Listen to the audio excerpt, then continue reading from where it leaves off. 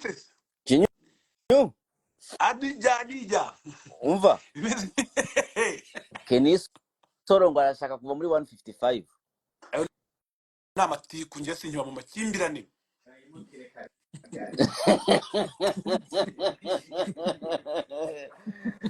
je narinzi kugiye kuvuga narinzi kugiye kuvuga ngo shanga umuhungu wanje yabajya he murandeba neza cyangwa mbona uburanga bwanjye budashamaje neza oya we nakasuko turabazi wese uretse cyane ku kintu cy'uburanga wapi reka cyane gataragire hamarido esuri esturampona oh yeah Dumba ndi Rusizi ndi Rusizi ndi muri hoteli hari habereye show ya danje Rusizi ive cyaka bimeze bita umusaza mwemera fo Rusizi niho bwiza yakurebira ibintu nabonye rega muri show buri habera ibintu byinshi nuko mamudahari ziko ari byo ariko Rusizi hagakonja sinarinzi ko bwiza afite uburaya bungana kuriya yakoze iki bwiza sha numiwe uzi ko bwiza yafashe umuhungu ku ngufu ubwo so yari umuhungu uwo nawe ni hadijya bafashe ku ngufu umuntu bwiza afata ku ngufu umuntu bwiza afata ku ngufu tuvugana n'akaryo kugira ngo ndusheho kumererwa neza imirimo yanjye ashimwe n'Uwiteka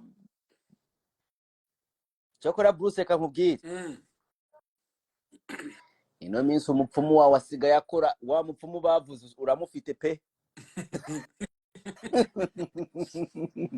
wakaboneka uzi kuyoboye Kenya mu minsi 3 nagiye guteza yakavuyo nari nayiyobora se uracyakora none tukiri hano abantu bagihari bose ndashaka gutumira nzabikora mu buryo bwiza wenda ejo kuwa mbere ariko ndashaka gutumira aba influencer n'aba TikTok bo mu Rwanda ndaza kugenda mbatamo ahantu tuzahurira neza ariko none twihurize twiganirire mbere ko ibintu navumbuye hari ibintu natinyize kumenya Bruce nicyo ngukundira nutangira nakubwiye ati aba influencer nutabifataho uzagwa ugiye kuzima ceceka ikibazo cyawe hari abafite ibitabarika ceceka ukuntu birenze je nageze muri Kenya sanga ibintu babishyize ku rundi rwego kandi audience ya danje tugera muri Afrika ubundi muri rusange niyo muri Kenya rero umuntu wese ushaka ku breakinga nyine muri Afrika aca muri Kenya. Thank you. Niyo mpamvu mwabonye niruka nkajyayo ariko no mu Misiri mbere ndashaka kujya Uganda abantu bo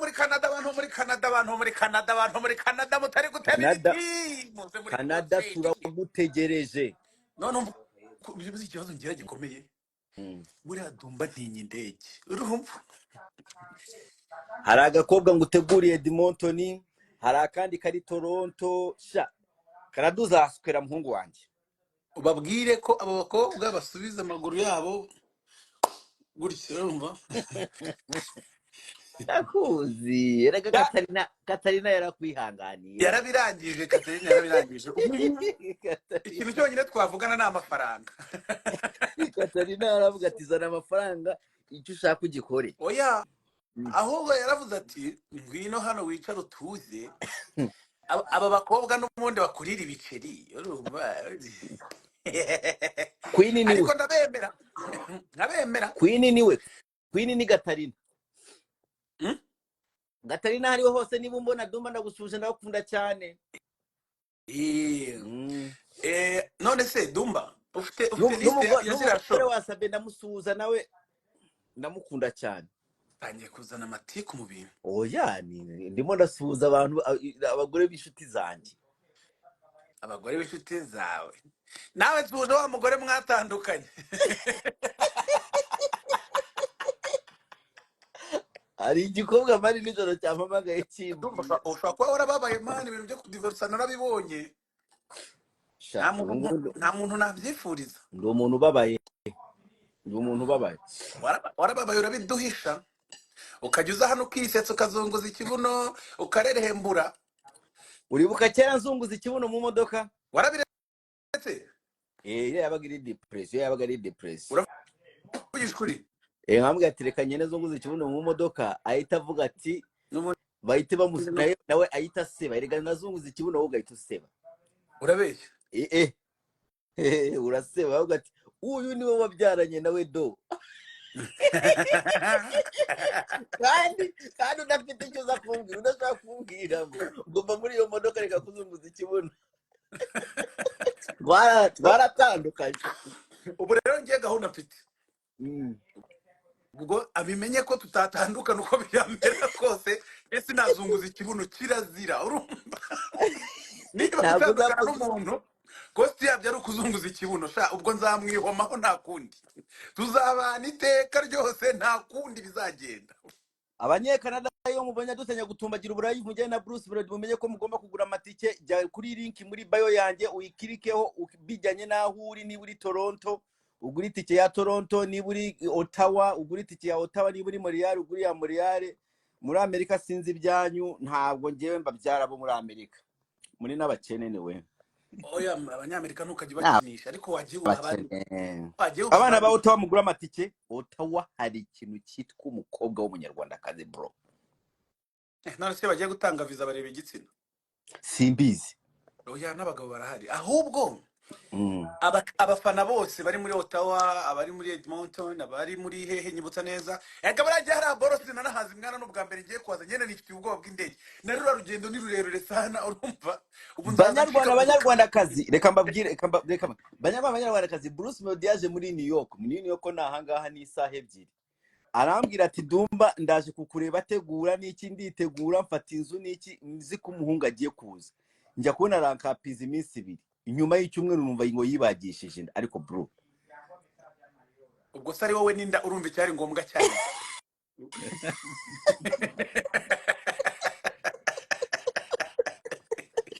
wagombaga kunyibagisha. Urumva gahunda ukuntu ibiteye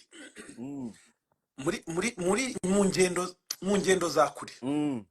Ngenda n'ubwoba mwabantu mwe iyo nje buramba mbakunda, kubera ko ngenda n'ubwoba kiriya kintu baratubwira ngo twambare imikandara tukayambara, ariko cyo ntayo wo cyambara. Urumva? Cyo ntawo cyambara umukandara kiri mu kirere. Inza mbitekerezaho mu mutwe muganiye ucyahanuke ni time.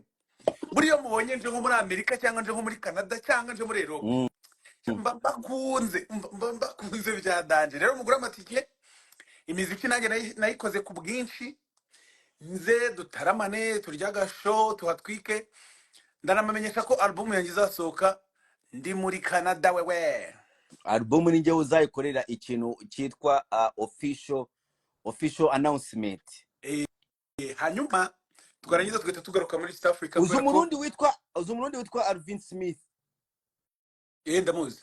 Afite wari umugore we nawe barawukanye. Ari hano Ottawa bro. Ni yindi pass. Na pass ntakerega Dumba. Wanza mweskwere.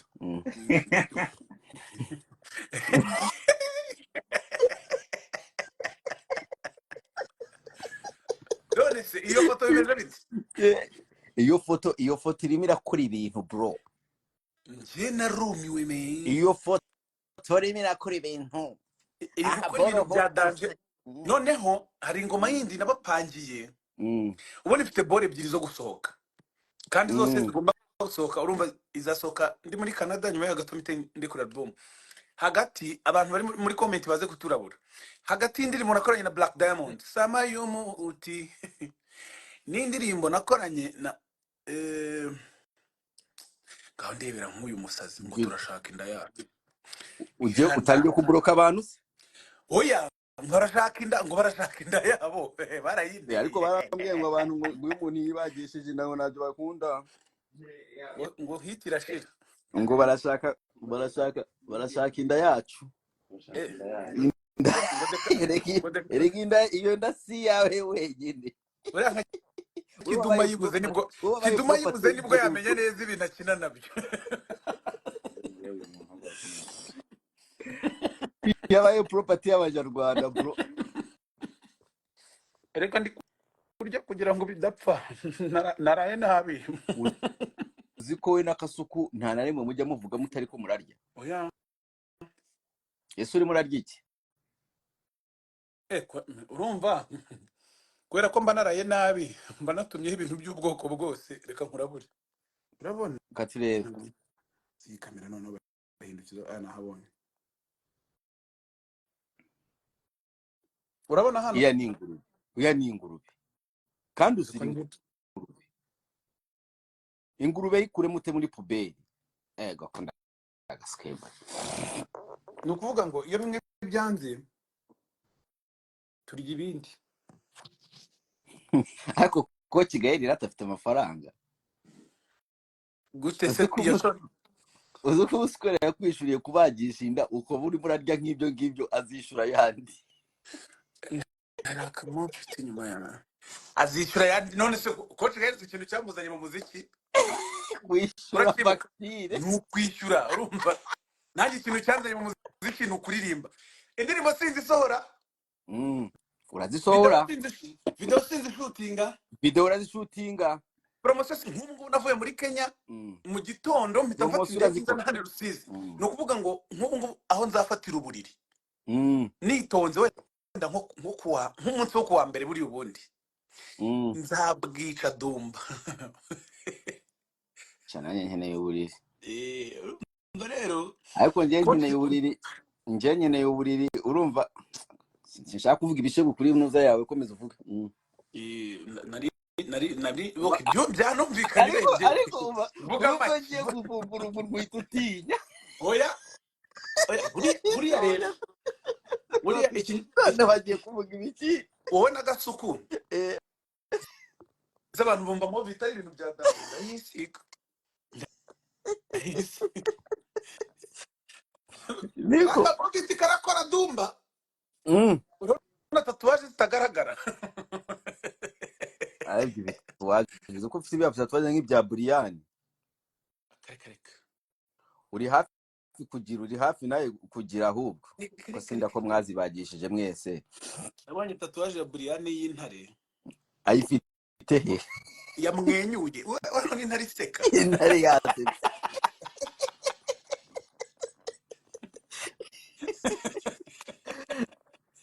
nari ndi kuvuga ku ndirimbo ya Black Diamond na Joe Boy.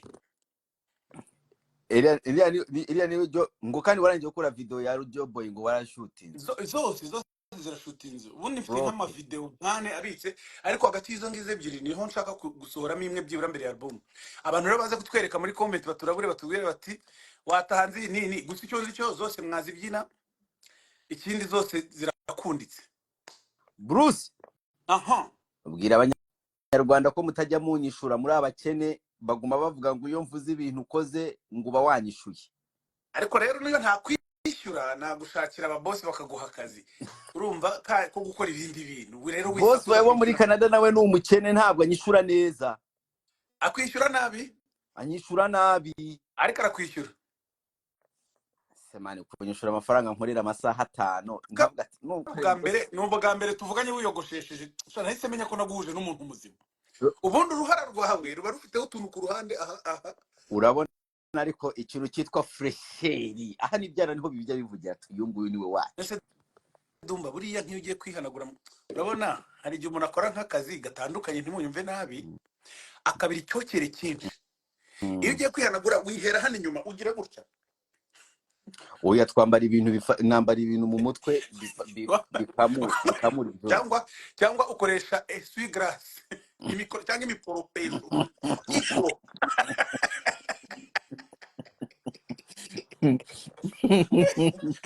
Buriya kuko mu kamaro k'imisatsi harimo n'ibintu byo gufata utuntu tw'utwukire tugenda tumanuka tutwuya. wowe urashoka. igihe bafite essuie-glace bafite wipers. ariko naho ubundi rero ikintu cyatuzanye hano ni ugushaka uburyo abantu muri Canada ushaka kurya abantu muri Canada baza mu bitaramo tubafitiye kandi ndumva ngiye noneho nafashe umwanzuro ukomeye. Abafana banjye kubera ko nabonye barenze, ngiye kujya mbanza mbatere story mbone ko baririmbira. wowe eri gushora kwibagirwa kuririmba uko nkuzi. Nateye story. Wateye story ushobora kwibagirwa kuririmba. Twiganirira se one on one. Ibi biroro. Ariko kuganiriza abantu mu ruhame. Harimo n'abantu nabo bahita batanga ibitekerezo. Ariko abantu bo muri Canada baratuje, bashobora kubikunda. Niho nawe uba. Bashobora kubikunda, ni kwa kundi byo erega abantu batuje nkawe. Erega ngenda tuje bro. Biragaragara. Dumba tuje. Gateka wagiye ubwira abantu ko ntuje waruntu. Aratuje nkuko mumureba rwose. Aratuje cyane. Ndatuje. Ako nk'ubu ngubu wavuga ko ngiye nkora iki cyo umuntu yavuga ngo Dumba ni umusazi. Ni iki tudakora cy'abasazi? Abasazi buriya ntibabara ko hari abantu nyine bataha, hari amagambo badatinya gukoresha abasazi nyine ko ntago baba bari gutekereza cyane. Twudushego n'utuntu tw'abanyarwanda. Ariko abanyarwanda muri rusange urabahagarariye cyangwa abanyarwanda muri rusange ni jewe nyirabo. Wowe abanyarwanda. Utwo tudushego tudutiku umunyarwanda. Uzi ko umunyarwanda abashaka kugira ngo uvuge amatiku, ariko ngo nusenye umuntu, iyo umusenya ararakara. Ariko nanone arashaka kuvuga itiku. Uyu musenya mu Kinyarwanda hari ibintu byo kuganira, gutebya, guterana ubuse, ibyo ntabyo uzi kuko ufite ubuse. Okay, urumva? Noneho iyo ufashe umuntu ukamutamo, hari ukuntu umutamo utamusesereje nyine ako wamganishiraho gateka. Wowe uzi ikibazo ufite gikomeye, ugisangiye na Gasuku. Kubera iki? Uwe na Gasuku amagambo yanyu inshuro nyinshi aba yiganjemo imvugo ihwitse gake. Oya Kasuku ni umwindiscipline. Kasuku ni umwindiscipline. Kubera iki? Kasuku ntabwo yiyubaha. Kubera iki nyine uvuga ko atiba? Nk'ubu Kasuku yari kuba ngubu yari kuba yagize yamanitse amaguru ameze gutya ngo nabonye ikiganiro ari kumwe na Semuhungu. Ngo rakose ariko ye Gorakose. Uwo mwita Jess Kwizo wa mipango de Punisher. Hanyuma rero ubwo se nitwakerekeza aho bisoreza ko abantu tumaze kubibabwira byose, cyangwa hari nk'ikintu umva ushaka ko tuvugaho ikindi? Nta kintu cyadanje tugomba kuvuga. Abantu bo muri Canada bagomba kubimenya ko ugiye kuza. Welcome bro, welcome. Itike iri yakase deza, right? Itike ndayifite nubwo nyifitanye ubwoba, ariko ndayifite kandi nta cyambuza kuza ko nkunda amafaranga. Urumva birahurira n'uruvange, ariko nyine nta kundi. Urafatiye ndege, uraza niye ndege. Ntago nayivuga. Erega nta banga ririmo umva. Nta banga ririmo se kuki ngomba kuyivuga. Sinakubwiye ko hari ukuntu ugira gutya ntubitekerezeho. Nta banga ririmo. Nabo tugipromotinga amadege yabo bantu tugira izacu.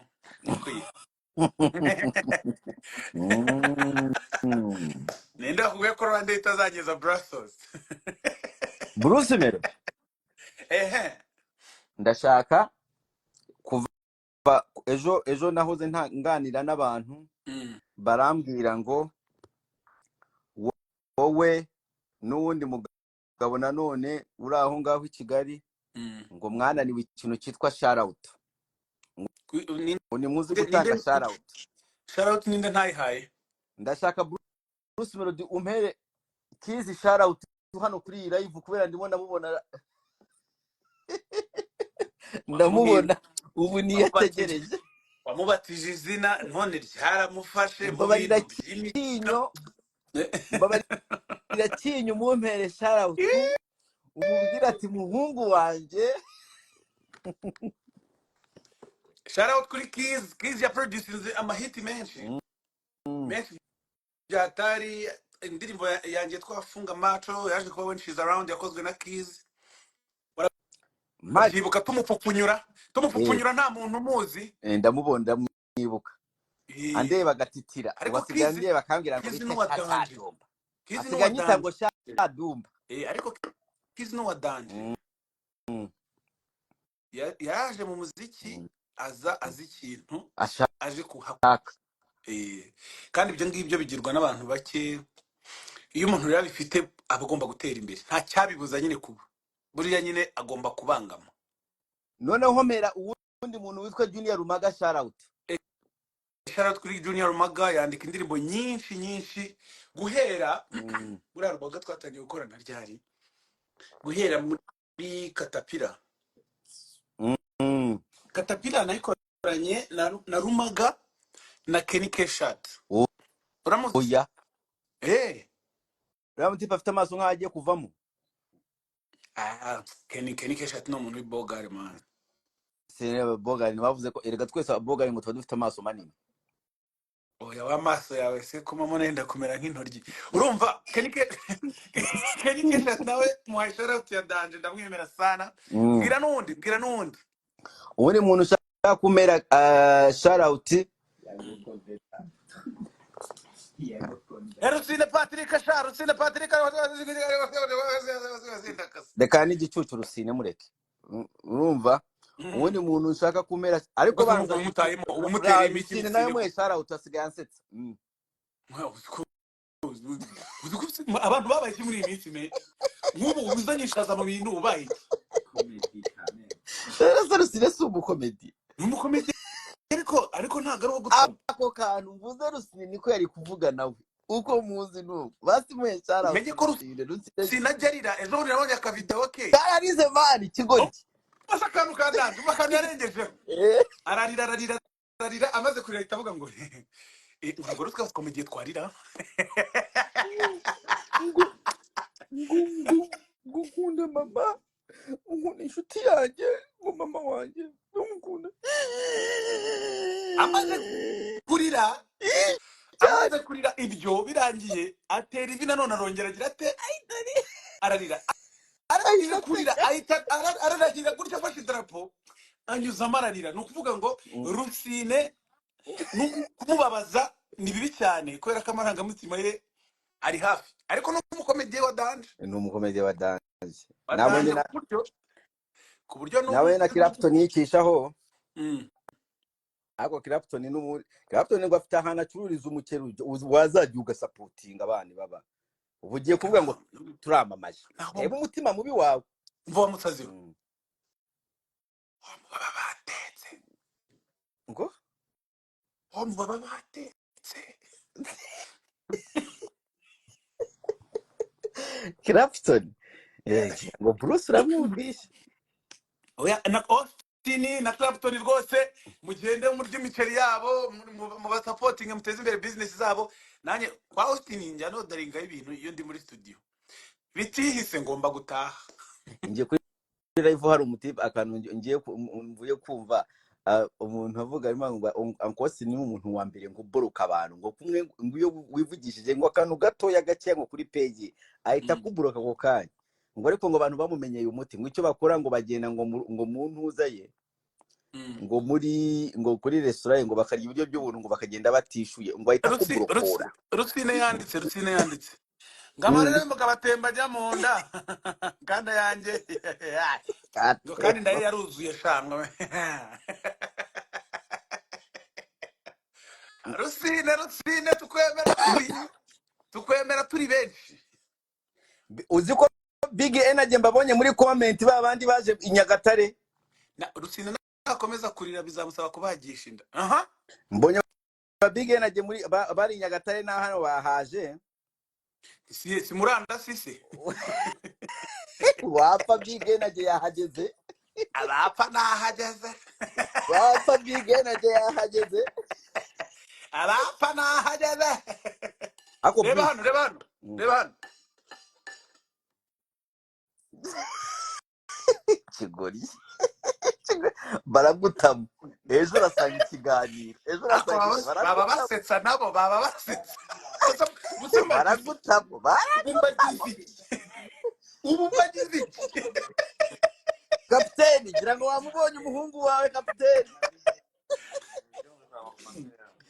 niko dusubire inyuma aba influencer aba tiktoker n'abantu bose bafite numbers hano kuri social media mbere yuko muri iki cyumweru mbere yuko nyine tujya gusoza ibitaramo bya MTN Wacu Muzika Festival turashaka guhuza namwe tukisangirira akantu tukamenamo habiri hanyuma ubuzima tukabukomeza abantu muri Canada dufite ibitaramo bine dumba tubwire imijyi neza cyane umujyi Ottawa ari niwo mujyi wa mbere ndeka turebe kuri fly ari fly Ottawa ni fly na impamvu uri kugira ngo bivuge ndagira ngo uvuge umujyi n'amatariki kugira ngo byorohe neza nyine niba nshaka kureba ari fly yantuze ya Bruce Melodie mfite indi muri telefone reba kuri ntuza yanjye hanyuma turaza gusohora na posta iriho ama address n'ama sale aho tugenda duhura n'abantu n'iki unabahe ya website baguriraho amatiki ushobora kugera muri link ya DUMBA muri link in the bio murimo website ukirikaho kuri bio yanjye urayitureba link hano dutangiriye kuri by the na DJ Toxic arabahari DJ Toxic arabahari abanyarwanda muzi ko DJ Toxic azacubambaye bakreka mbarebere neza sinshaka kubabera ejo nahe ndimo kwikorera soundtrack mu gihe uri kubireba ntazi ko bidisi ari gufirima ibintu azabipostinga niririmbira akaririmbo k'Imana akavuga ngo hakuna Mungu kama wewe terere none abantu muri Toronto itariki 2 November kuva nuno munsi ngira wasigaye nk'ukwezi itariki 2 November Bruce Melodie itahi wacu Kinyusi wabazinda umugabo wa Katarina itariki 2 November 2024 my friend mugure amatike link is in my bio gendo kirike murahita ukabona ugura itike kugira ngo uze kureba itahi wacu umuhungu w'abanyarwanda nta wundi umwigira the greatest ever bamwita the goat ihene yokeje my friend mubi cyane Bruce Melodie uzi indirimbo yawe noneho yindi nakurikiye uretse ya yindi ya FIFA Mike nawe yindi navumbuye nakunze kurusha ibiririmbo byawe byose waririmbye nubwo uririmba amahiti gusa hari indirimbo waririmbye n'abarundi yitwa kwiti na Double J once again furi horo hi herega nawe narakuvumbugira umva kantu ugira karetare ibintu ujya kubyumva harahiye oya buryo nizi umaze nizi zindi ndi gusohora mu minsi iri imbere uzageza ibaze ko ahere muri 2018 ugiye kugenda uriya gusaza no gusahurwa ntabwo wakisanga muri iyi myaka vuba oya kare ugenda uza gake nshakiriye Ottawa ariko Ottawa ndibaza ko ari the second no Ottawa na pane Ottawa nagweza Ottawa nshakiriye Ottawa zose ziriho ngaho nayibona abatoronto bo twababwiye ariko nta kibazo turaza kubaha indi poster ibyo dumba turaza kubaha indi poster iriho amavenue n'amatariki n'ubundi n'imijyi ibintu bizagenda biberamo hanyuma concert zabiri live sinjya nkora bya bintu by'abahungu by'amasede kindi ibintu byose bisa nk'ibiteguye bande twatangiye gukorana mbere ariko nzanahagera mbere kugira ngo tubanze tunoze neza imyitozo nzakorana na bande imwe hanyuma ibisigaye byose amakuru zawe tugenda tuyangiza kuri social media Kenisoro yaje hano akora ikintu cyitwa playback ikintu cyonyine yashoboye gukorera abanyarwanda arimo araririmba playback yambuye ishati tahagarara hejuru gutya naje kumuterura nawe ati muhungu wanjye ndabona ushaka kujya hejuru kuri podium reka se nguterure ngushyire hejuru Arakabya dumba urakabya. oya Kenny nubwo ari mugufi ariko ni umuntu ufatika afite ibiro ntabwo wamushobora. Kenny Solo ni mugufi cyane guterura naramuteruye hari n'ubugweto noneho hari nari ngiye kugurira umuhungu wanjye ubukweto nsake ndavuga ati ubukweto ko ari bwiza njya kubona Kenny Solo arambwira ngo ariko nanjye bwankwira navuga ati muhungu mbabarire ubukweto bwa Dubiwa bamwita igikuri Kenny Solo the spectacular Shout kuri Kenny Solo nawe no umusani wa Danger. aho mera shout umuntu witwa Element Ere mwese murabizi ariko ere n'umuhungu wacu n'umujene uri mu kazi ukora ibintu bye neza ab'imiziki ye abe niyakorera abandi banayikora neza numva atari ibintu byo gutindaho cyane twese tumugomba respect. oya Yego tanga shout nziza kuri Element reka kunyaruka kuranga usigaye utinya Element ariko iyo ntinya umuntu ninde ubibabwira turabibona nonese shout nibyerekanye ngo erengo twese ngo turabyizera vuga Element uduhaye amahiti menshi Element nubwo ufite amaso manini birashize disi Itiku warugerageje urumva rirakuniga riraguhakama. oya Element arareze ariko ikintu cyamunaniye ni ipiyano ryananiye Element oya nuko utarabyumva ririhe aho twategereza amapiyano bayitsudokize bano badukubita amapiyano abahungu bahandi babazimba bo muri Burundi dore ipiyano ufite n'inzoga ni bebe byonyine oya muri Afrika kandi uri urahatina umuziki muri Afrika nawe urashaka ibaze ko igihe nakoreye amapiyano mwese mwari mukiri abahigi mutaraza muri za Karimana Gahigi mutaraza ni Kigali urumva ko nakoze sawa muri 2019 oya sawa ipiyano ricyaduka ipiyano ricyaduka turashaka piano ryumye ariko nuza type z'amapiyano ni nyinshi dumba hari amapiyano uzi ko hari indirimbo ziri slow z'amapiyano ndabizi ariko turashaka ipiyano ryumye zifite tempo nyine irimo hagati hanyuma n'izindi zo kubyina nyine rero bikora bijyanye na mood urimo n'icyo ushaka n'icyo mva ushaka gukora byose rero ntago bikuraho ko ari ipiyano ushaka rivuga twumve ipiyano ushaka kandi ntwishyire mu bwinshi ipiyano nka Komasava asaba cyangwa sele nka Komasava cyangwa sele yamboso cyangwa Komasava ibi piyano byanyu mujya namuzerega nama piyano cyangwa atsinda leta te atsinda leta te atsinda leta te barishuka atsinda leta te Shadibu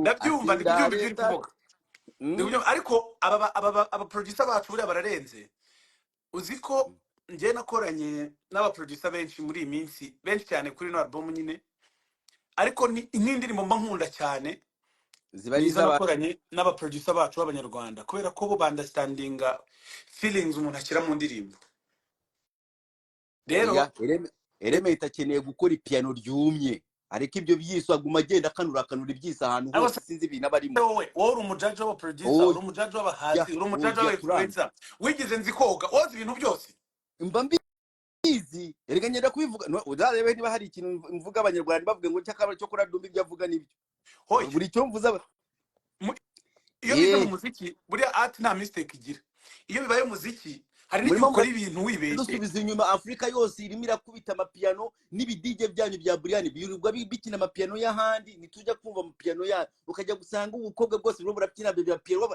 kubera iki mutayakura bakabyina yacu ubivuze nabi ariko ntago turi kubasubiza inyuma ko ntimwigeze mugera imbere turi kubajyana imbere turi kubasunika urumva ibintu dushaka naringiye kurangiza live ntavuze kuri The Ben ariko niba urimo uravuga ko muradusunika ndabona muri muradukurura ninshiramo The Ben uraho bigenze se kandi dore utangiye kwikoropa muri ya sima yawe.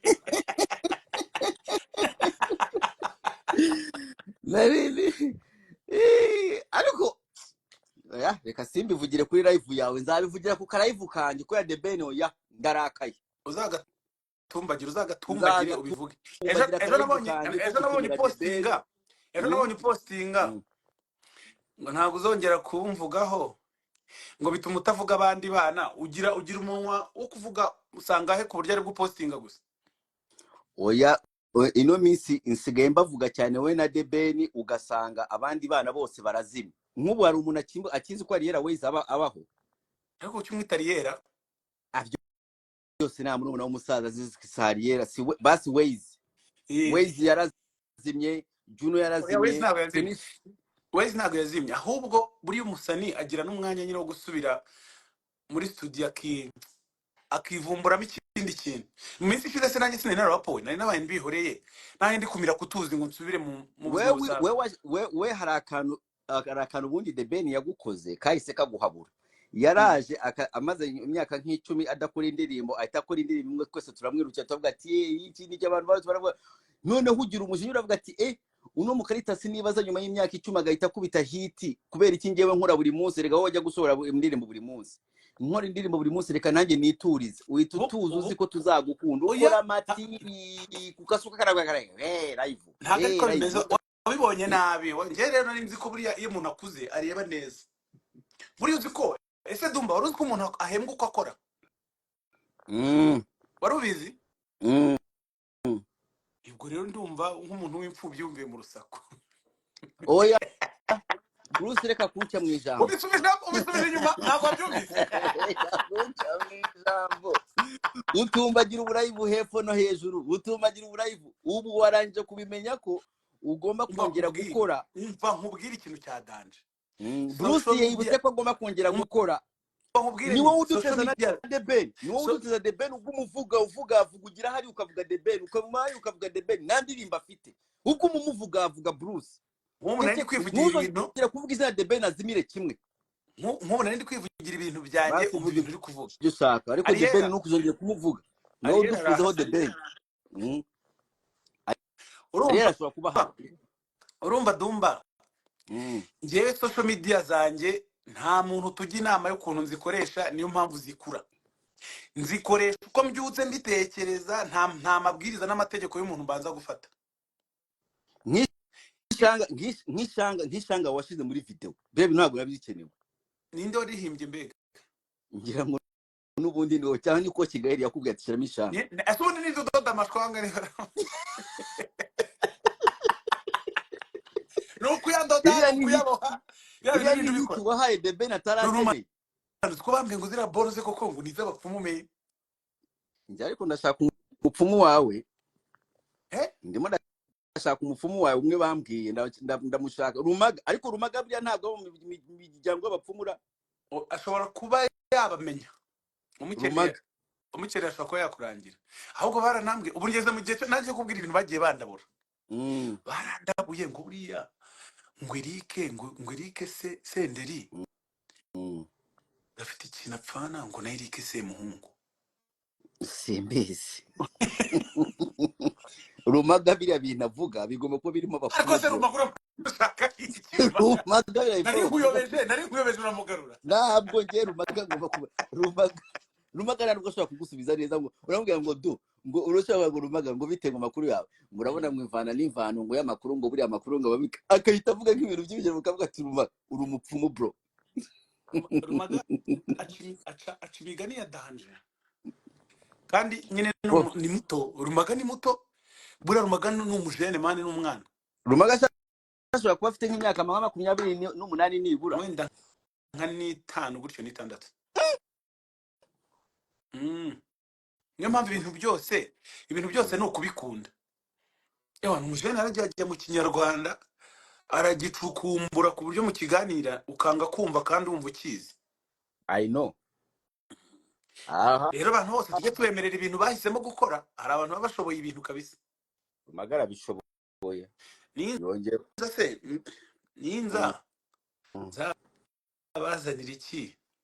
Reka ngwe ikintu zanzanira. Ikangwira ikintu zanzanira. Ugenda ufate kanyabunyobwa akaranga ubunyobwa. Nta bunyobwa mugira? Oya, nta bunyobwa buryoha bumeze nk'ubwo mu Ndetse Rwanda. uwabuze budakaranze ntimwabwikarangira ko numva bishyizemo akazi karekare. Basi tubuze ari budakaranze. N'ubundi nabonye usanzwe uzi ibintu byo gukaranga. Nzabwikarangira. Ngwino intore se yazibona ntiyazikura. Enye intoryi. Abarundi bazita intore. Intoryi ziba ahantu hose, ariko none intoryi ni ibintu birebire, ariko n'ubundi nzazizana. Oya, ariko ibindi Bruce urabizi kuko tuvugana ibintu byinshi nubikore cyane. Ngewe iyo tuvugana ibintu simbikore mba nabyibagiwe, nta rundi rutima rubi. The Ben niwe muntu wenyine nari navugana nawe buri kintu cyose twari twavugana ntagikore. Byose ibintu tuvugana The Ben nta na kimwe yakoze. Ubu se ko tuvuganye ko nzaza muri Canada, ntabwo nzaza.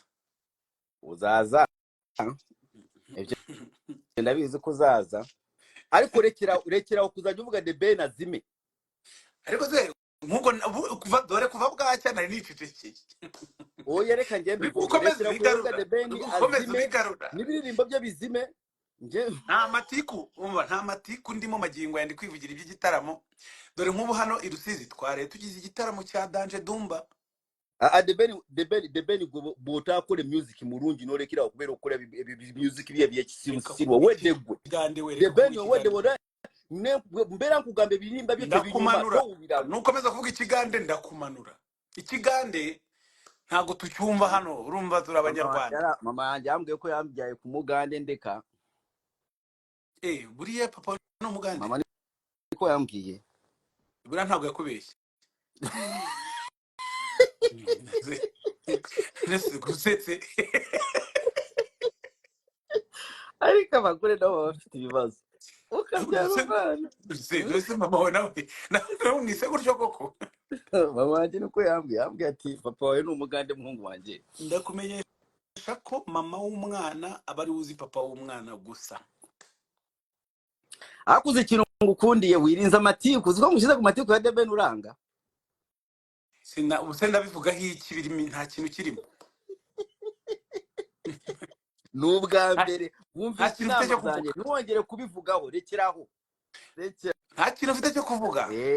Amagambo yashize ivuga. Niwe wamuduteje. Ariko namwe ntago mwabaho mu muziki. Erega buriya Dumba kuba uri kuri top wenyine ni bibi. Urabizi se? Oya, The Ben yabaye akaba ari kuri the top ariko akora ibintu bizima, akora ibintu nk'ibyawe. Umva se weragenda akagira gutya. Umva murabure nyine. Lonely at the top.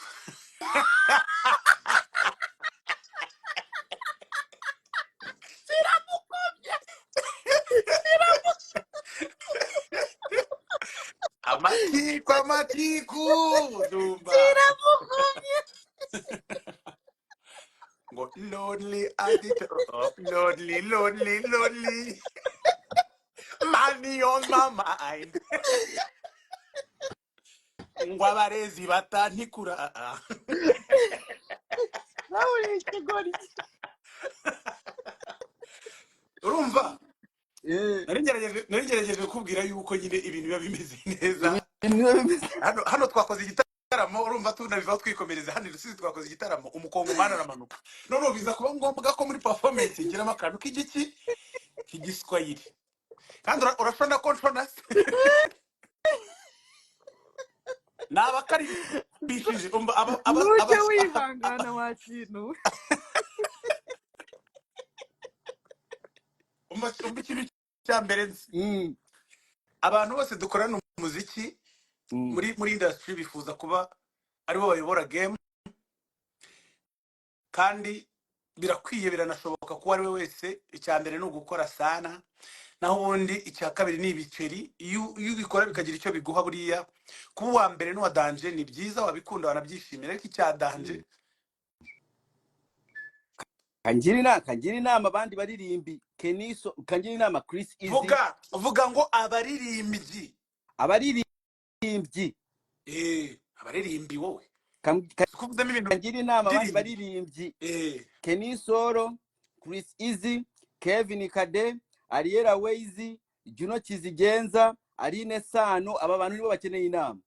Ni mudafatanya ngo mukore amakorabo menshi, ntabwo Bruce Melodie na Bede na Kazungu akazuba bubatseho ntabwo muzagasenya. Abaswera nibo barimo baratrendinga bonyine.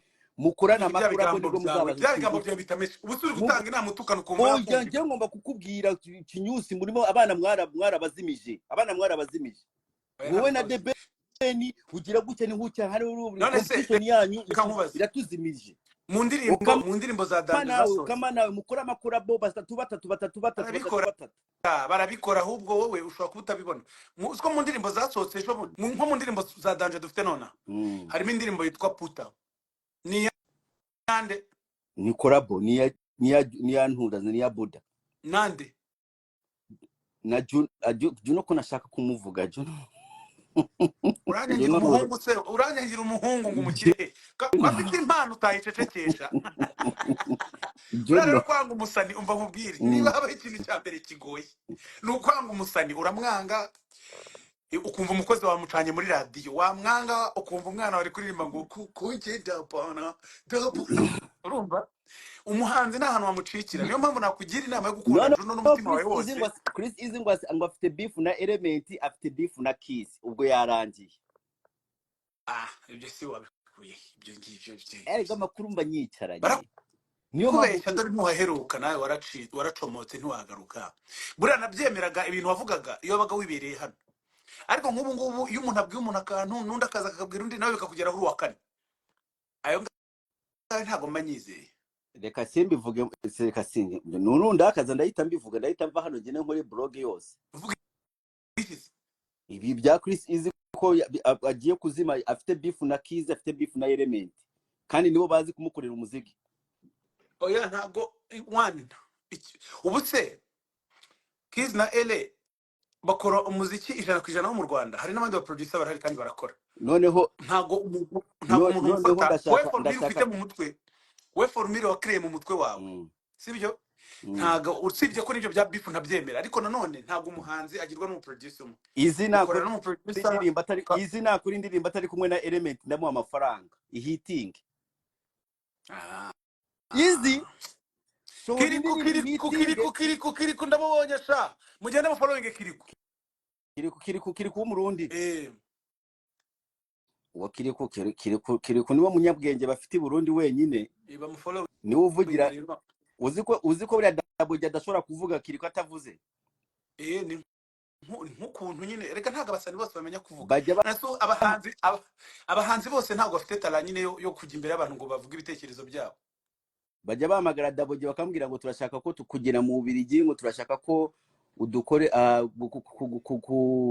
nyine amafaranga bumvikana bakarajya kumvikana amafaranga n'idintu byose kugira ngo ajye mu Bubiligi ukajya kubona conversation irangiye Double ahita avuga ngo none ga mutama ngo ko kiri kutaramuvuga ngo namake kunese ko nashaka ngo kiri kurajyaye ngo yatwe tugenda nka babiri mani boy muta ntago no musiga umuhungu wa iyo hamagaye Double ugomba gutwara Kiriku.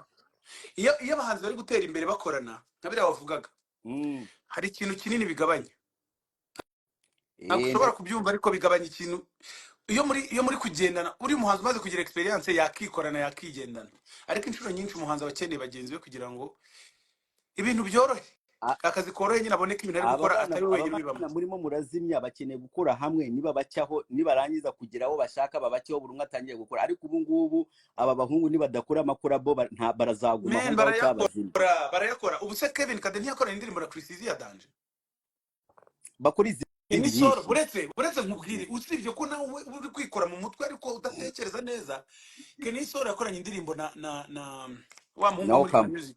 Oya Moromita yitwa nde Mbanda bakoranye mu Maroda twarabibagiwe nawe ngabo ntabwo twamwibagiwe. Mbanda uramuzi Kevin Mbanda se umuhungu wanjye buri ugira ngo uzi ko Mbanda ari wo muntu usigaye gukora business zo kuzana bya bikoresho by'aba lesbienne. Shano kanye bica amazina y'abantu Kevin Mbanda yafunguye business. hasi cyane. Kevin Mbanda yafunguye business yo gukora. Tumuveho tumwiyorere wibasha. Ahubwo abanyarwanda akaza ka business ka Mbanda mukurikirane. Oya wibabaza Mbanda mwana, wibabaza Mbanda akora umuziki mwiza Ndabesha ahubwo abanyarwanda ndabesha.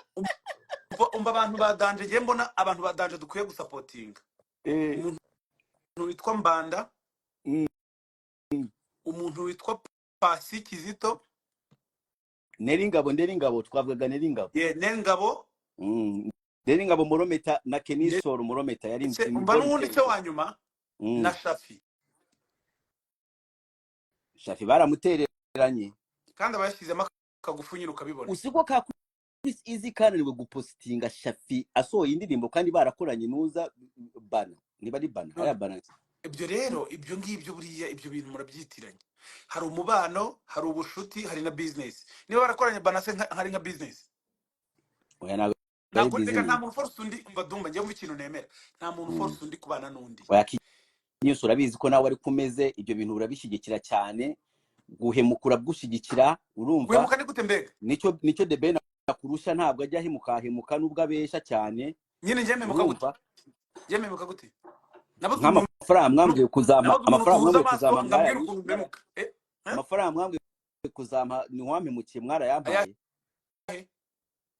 Wewe nawe wagiye unyambura. We mpamvu nkwambura urabizi neza ko nawe wagiye unyambura. We tugukuremo. Naho ubundi kuba kwisiza da posting indirimbo y'umuntu either ntiyayikunze nta mubano wenda bafitanye wihariye none se feed y'umuntu niyo kuzuza indirimbo z'abandi nawe uri umuhanzi. Oya Chris Ize agomba kuba ibintu rimwe pushinga umuntu gukora ibintu. Chris Ize byaragaragara urabona ka Kevin kadukuntu kari agahanga. Kevin Kade yabonye collabo kuri The Ben ubasigaye yarabaye nk'umupromoter wa The Ben kandi ushobora kubona The Ben amuhaye yindi opportunity. Ubu bundi buri ibyo ngibyo ni umuvuno w'umuntu buriya babiyabirebye agahitamo kubikora gutyo. Ariko mu buzima busanzwe Kevin Kade niwe muntu nzazi icyo ashaka. Kevin Kade ndakwemera. Mu bantu twavuze twari twibagiwe Kivumbi ari hejuru. Kivumbi ni umwami. Kivumbi arakurusha nawe. Kivumbi ari hejuru mu bantu bari gukora neza. Yase ndarushanwa. Yes sindushanwa. Hari umuntu ujye uvuga. Naninzi ko kaguciyeho. Oya. Sindushanwa. Nahatanade. Narahatanye musa. Ibaze ko nahatanye no muri za guma no muri za Salaxi. Ubu nawe nkingerera ikigiye matana niki. Oya Kivumbi ni oji. Kivumbi ni oji. Afite ukuntu abantu Kivumbi na Mike Kayihura. Oya Mike we n'umunebwe nawe ni nka The Ben nagende hariye. Ntago turi kuvuga kubijyanye na speed umuntu akoreraho cyangwa niki. Kandi buriya umuntu yari gukora gake kinagende yo mu mupushinza arakora. Ikibazo cyawe wowe rero wowe wigize umuvugizi. Mike ni impano ya danje. Mike ndamwemera ku mpano ye ariko gusohora indirimbo nyuma y'imyaka 5 kare. Nagende hariye. Reka tuvuge igiswahili. Ongea Swahili. Watu wa Kenya na wasalimia sana. Mko poa? Cyarangiye. Muko poa. Ngaho burangi. None wotanga shoutout kuri Coach Gael. Shoutout kuri Boss Gael. Ibiceri bye turacyabikeneye mu muziki nyarwanda akomeza byekera. Ndashaka kubwira ko abantu barimo barambwira ko ngewe ngo munyishura kandi cyake ni kiri umuna cyawe. Burubwo kivuze ngo kigiye kumpa amafaranga. Kita kiruka. Kenny ndabizi ko Kenny ari marareba. Kenny wakigoriki. Kenny ntagakunda kwishyura. Kenny ndashaka amafaranga yawe. Dore coach ari hano me. Yasabye imbabazi. Oya arashimiye. Arashimiye ati yego ariko coach amafaranga yawe turayashaka cyane. What we need you. Turayashaka. Ngo Dumba bakuba iki bakwima amafaranga ngo koko Dumba kuko bakwima amafaranga nukuri barayanyima koci barayanyima nubwo ndi umufana wa Bruce Melodie nicyo cyonyine muhagazeho iyo nza kuba ntari umufana wawe wewe nari kukumanura abantu bose batangiye bankunda bakagera igihe bakanyanga nk'abadekati barazimye bavuga amakuru nitumenye uko bige hasi cyane subiramo twumve kubera yuko ngiye mba ndi positive urumva abantu bose bakwa nkande nabirangije hasi uzi impamvu yabizanye mu urwango arangije aribagirwa ararenza arabigaragaza n'abafana barabibona babona ko uwo muntu ikintu agamije ari ugusenya atari ukubaka. Iyo rero bakubonye wabacika gute ko abafana banjye badaheza? Yago yaratubwiye ati we na Dekati yagize gutya ntabwo yavuze izina, yavuze ati Dekati Pussycat na nuwo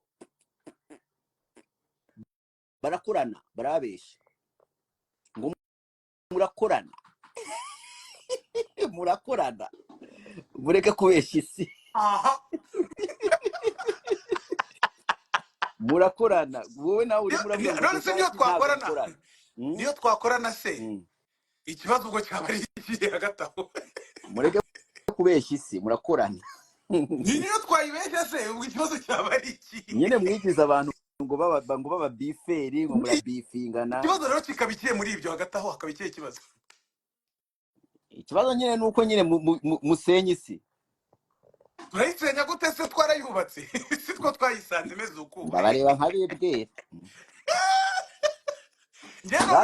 Rata koki mbwirira Keni ko konte yanjye igiye kugira yazanye uruhumbu. Yazanye uruhumbu. Ariko koki yazanye ibirayi. Koki n'igikuri kikeneye umuziki, igikuri gikeneye umuziki mwinshi, igikuri kirimo kirarira. Kubera ko coach atari hano reka mbigusobanurire ntiyabyandika ngo bivemo. Buriya muri 155 ikuntu bimeze. Budget ya ubuyizi warangiza ukayikoresha.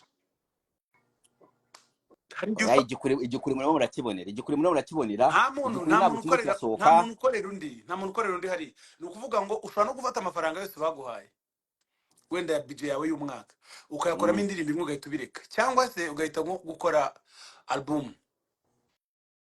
None coach ari kubinsunikira ngo ningwa amafaranga ngo meze neza, arambeshyera narakennye ndumva simberuka kubona amafaranga. Ya note nshyashya sindayibona. Bruce yigeze kuntuma ngo mukorere ibintu, arambwira ngo araza kumpa amadolari 300. Ndagenda ndabikora ndabirangiza, kwicarana mu modoka na Bruce kugira ngo igihe cyo kunyishura agegere, aranyihinduka umuhungu. Nararize naragenda mwe ndumva ubuzima n'ubwa mbere nabonye amarira binyoroheye. Nukuri kwivana ibyo avuga n'ibyo mfite yararize. Nubwo ati Bruce simba hano cyama amafaranga. Urumva Dumba nawe hari tuntu twinshi wagiye wangiza. Uziko kakano nakishyuye. Akaheze kaje. Kakandi k'Ikanombe. Oya. Narakishyuye. Oya. Umva wowe hari ibintu tuba tuziranyeho. Urumva gengo. Rero ibyo byihorere. Dore tutangiye kuganira n'abantu batumva. Bruce yagiye kunsweresha shisha y'abandi ndayica, none mbora yarayishuye. Wanagiye gukoresha iki? Wagiye kunsweresha ibikobwa biri aho ngaho Kanombe, tugezeyo biduha shisha, bimaye shisha mite ndayitwika, nyitwitse biratwiruka. Umva icyambere. Mu Rwanda shisha ntiyemewe. Wumve nyine kugira ngo mwumve ukuntu ubeshya. Wari uwe mwaka? Ejo rweruka mu Rwanda shisha ntiyemewe. Icya kabiri nta kuntu sinzi ukuntu umuntu yayinjiza i Kigali. Icya gatatu ntabwo sinzi niba shisha yagura amadolari 300. Njye ikintu nishyuye nakishyuye amadolari 500. Ibikobwa byaratwirukanye vuba biraje ngo biramumagara biramubwira ati ishura boro yacu.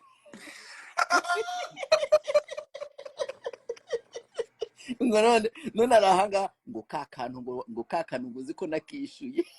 None ngo urabivuze rero. Wavuze ibyanyabyo Dumba, wavuze ibyanyabyo. Wavuze ko amadolari nishyuye yari 500. Banyarwandakazi nimuzajya mwishinga ibintu Dumba bayavuze nta kazi kanyu. Umva ngarabisota nishyuye 500.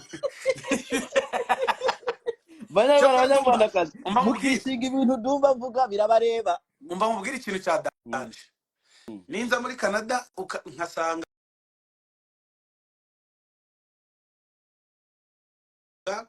hadakonje. Nzagwa urabona ukuntu nsigaye narakoze umubiri. ndashona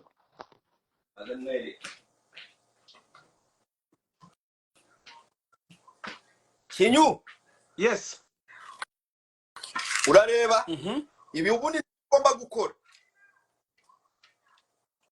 kugira ngo Dumba ntabwo ukeneye guterura ibyuma kugira ngo niba ufite imashini ugakata igiti kikagwa iyo siporo irahagije. Ese mubikatisha kupa mubikatisha imakasi mubikatisha inzembe imashini bro, imashini ari imashini ready. none se aho warakonje Ndakubwiye Kinyusi niwe nuza hano ushobora kudaperforminga kubera abana ba hano bagira ikintu cyitwa umuhogo bro. umuhogo umuhogo dore ahantu hose baba barimo baranywa ahantu hose aho bose baba barimo baranywa. Harakonje se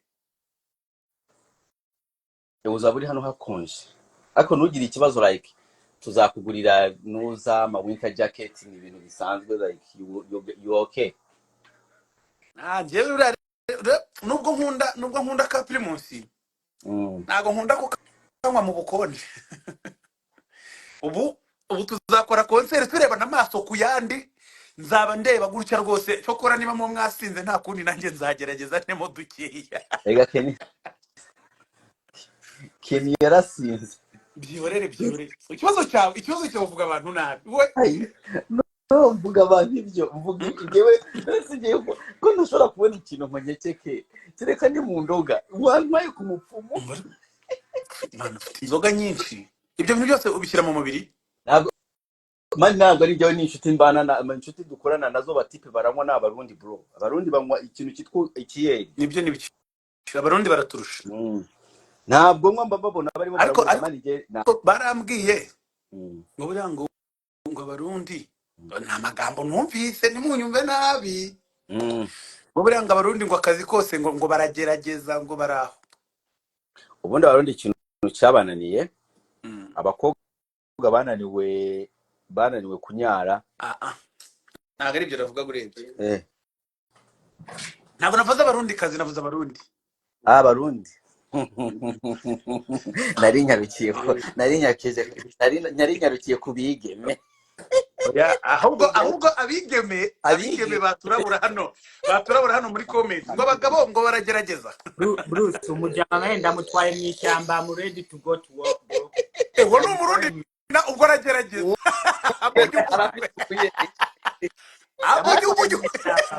ongera kuramubona mu gitondo cyakare ngakujyanye ku kazi yasinze nyarukiye kubigeme. umva reka mbareke mujye mu mirimo me abantu twabanye hano reka ngende gukora abanyarwandakazi ngira ngo murabizi iyi live cyane uri muri Canada wari wese Kinyusi araba ari hano I think in a week indege araba yayuriye muraza kutubona kuri airport. ndaza